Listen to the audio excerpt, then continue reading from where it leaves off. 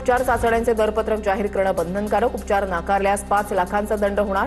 महाराष्ट्र चिकित्सा आस्थापना विधेयक विधानसभेत सादर.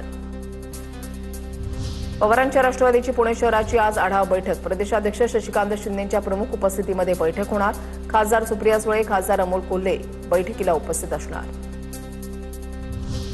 काटोल नगर परिषदेच्या नगराध्यक्ष अर्चना देशमुख यांना कुणबी जात प्रमाणपत्र प्रकरणामध्ये दिलासा. अंतिम निर्णय होईपर्यंत 19 जूनच्या आदेशाच्या अंमलबजावणीला नागपूर खंडपीठाची स्थगिती. सोलापुरातील प्रलंबित विकास कामांसाठी मुंबईमध्ये बैठक. मुख्यमंत्री फडणवीसांनी विकास कामांचा आढावा घेतला. पालकमंत्री जयकुमार गोरे, आमदार देवेंद्र कोठे यांच्यासह अधिकारी बैठकीला उपस्थित. विविध कामांसाठी विकास निधी मंजूर.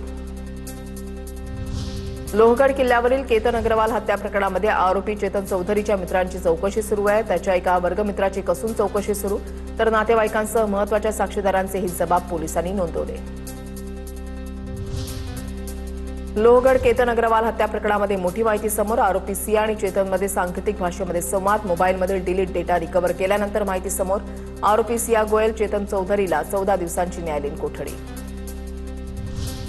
इराणचे दिवंगत सर्वोच्च नेते आयतुल्ला अली खामेनींच्या अंत्यसंस्काराच्या वेळेला इराणी नेते भाऊक. संसद अध्यक्ष मोहम्मद बगेर गलिबाफ आणि परराष्ट्र मंत्री अब्बास अराक्ची भाऊक. पेपर फुटीनंतर टीईटी परीक्षा ऑनलाईन की ऑफलाईन घ्यायची याबाबत राज्य परीक्षा परिषदेकडून चाचणी. अंतिम निर्णयानंतर जुलै अखेर नवीन वेळापत्रक जाहीर होण्याची शक्यता.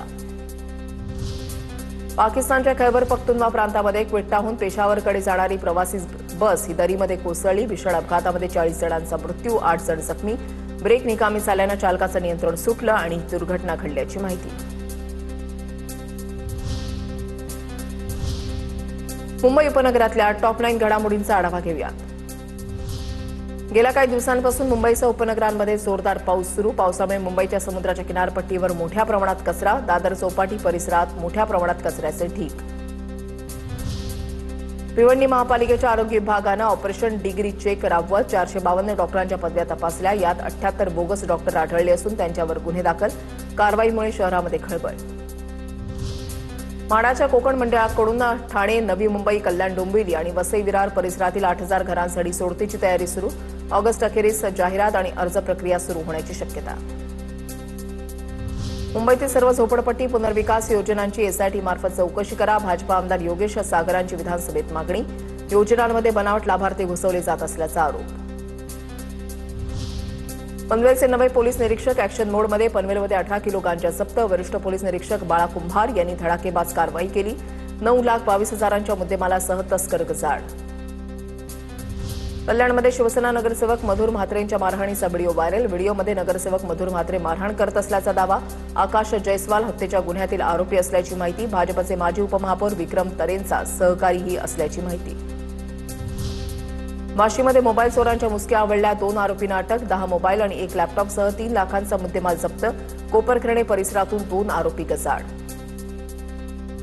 अतिवृष्टीचा इशारा असल्यानं शनिवारी रविवारी केडीएमसी सुरू राहणार. सर्व अधिकारी कर्मचाऱ्यांना हजर राहण्याचे आदेश. आपत्कालीन परिस्थितीमध्ये हाताळण्यासाठी अधिकाऱ्यांना हजर राहण्याचे आदेश. आदेशाचं पालन न करणाऱ्या अधिकाऱ्यांच्या विरोधात कारवाईचा इशारा. पालघर जिल्ह्यामध्ये मुसळधार पावसामुळे अनेक रस्ते पाण्याखाली. रस्ते जलमय झाल्यानं वाहतूक ठप्प. जनजीवन विस्कळीत. पालघर जिल्ह्यासाठी हवामान विभागाकडून रेड अलर्ट जारी.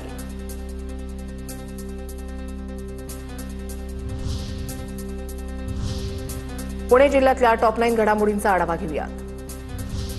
पुण्यामध्ये मुसळधार पावसाला सुरुवात. हवामान विभागाकडून पुणे घाटमाथ्याला रेड अलर्ट. पुढील 2 दिवस अतिवृष्टीचा इशारा. पुढील 3 ते 4 दिवस शहरामध्ये पावसाचा जोर कायम राहणार असल्याची शक्यता. पुण्याच्या सेनापती बापट रोडवर मध्यरात्री झाड कोसळलं. झाड कोसळून पार्किंगमध्ये उभ्या असलेल्या वाहनांचं मोठं नुकसान, तर एका खासगी रुग्णालयाची भिंतही झाडामुळे कोसळली.